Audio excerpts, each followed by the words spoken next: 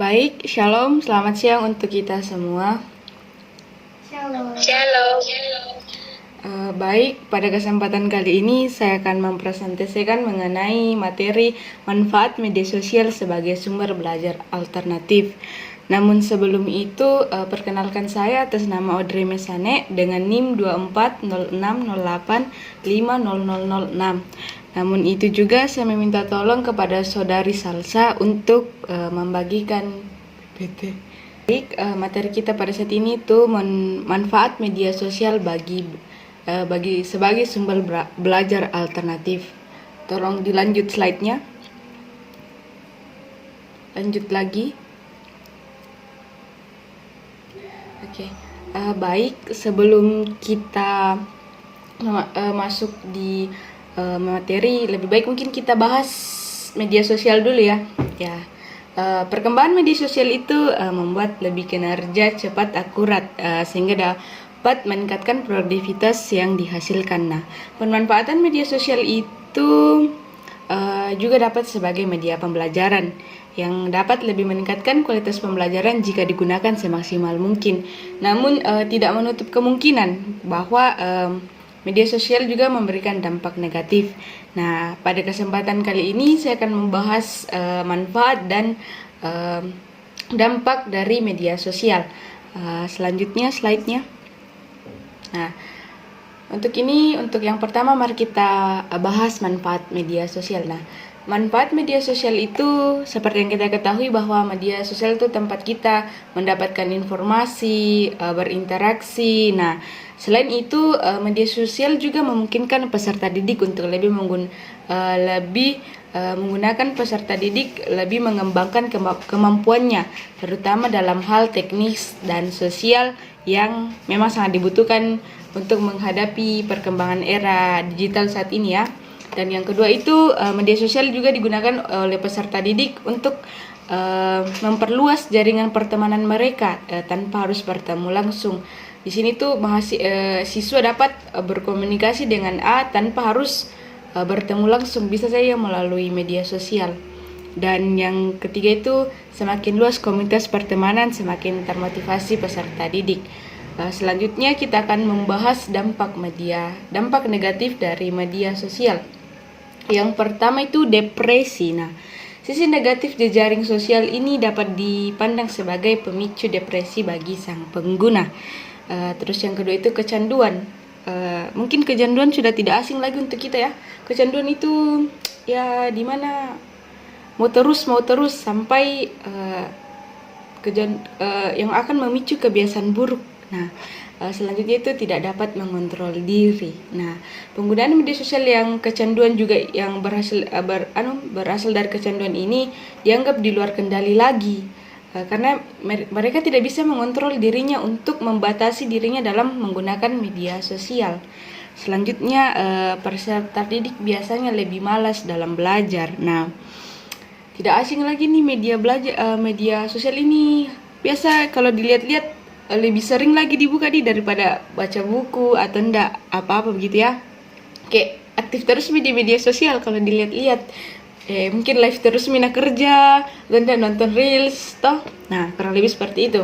Selanjutnya itu membuat waktu terbuang sia-sia. Nah, gimana ya? Terbuang waktu sia-sia. Misalkan terlalu sibuk main media sosial ini, mungkin banyak pekerjaan rumah yang tertunda.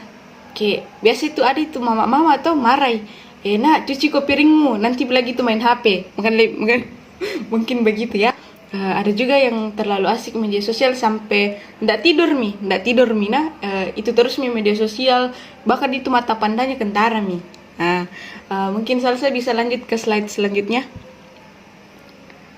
Nah, kita masuk dalam inti kita itu pemanfaatan media sosial sebagai media pembelajaran. Nah, media pembelajaran itu merupakan salah satu komponen pembelajaran yang mempunyai peranan penting dalam proses pembelajaran agar proses pembelajaran menjadi lebih efektif. Pemanfaatan media sosial adalah bagian dari harus yang perlu diperhatikan oleh guru sebagai fasilitator dalam pembelajaran. Hal ini membuat guru perlu mempelajari dan memilih dan menetapkan media pembelajaran yang sesuai agar proses pembelajaran dilaksanakan secara optimal dan dapat tercapainya tujuan pembelajaran. Nah, munculnya media sosial bagi generasi Z yang berperan aktif dalam dunia maya di mana ini mempermudah mereka dalam memperoleh informasi dan pengetahuan, serta juga berperan aktif dalam proses pembelajaran seperti bertanya atau menggali informasi pembelajaran dari media-media sosial, sehingga peran guru sebagai fasilitator yang menyediakan fasilitas dalam memadai proses pembelajaran untuk mengembangkan kapasitas diri siswa.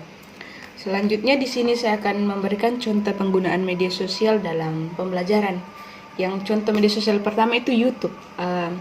Banyak guru dan instruktur yang menggunakan YouTube sebagai metode pembelajaran dengan cara membuat video edukasi mengenai pembelajaran atau materi yang dapat diakses oleh siswa secara online.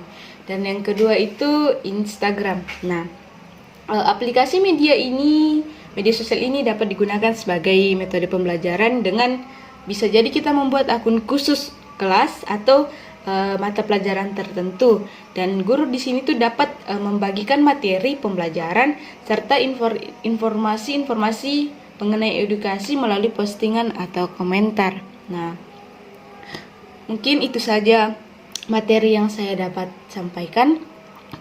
Untuk teman-teman yang ingin bertanya, silakan bertanya di kolom komentar sebentar, dan saya akan menjawab di kolom komentar nanti. Saya tidak akan membatasi siapapun yang ingin bertanya. Siapapun yang ingin bertanya silakan. Namun sebelum saya mengakhiri presentasi kali ini, saya akan membacakan suatu kesimpulan, yaitu media sosial itu memberikan dampak positif dan dampak negatif. Nah, serta media sosial ini juga bermanfaat dalam media pembelajaran. Namun dalam kesimpulan kali ini saya akan lebih menekankan pada kita semua untuk bijak dalam menggunakan media sosial. Kita lebih mengambil hal-hal positifnya saja, hal positif dari media sosial yang mungkin bisa kita kutip, dan untuk negatifnya mungkin kita kurang-kurangi dulu. Mungkin itu saja kesimpulan dari saya. Saya ucapkan terima kasih kepada teman-teman yang sudah meluangkan waktunya untuk mengikuti Zoom presentasi pada saat ini. Saya ucapkan selamat siang dan shalom. Terima kasih.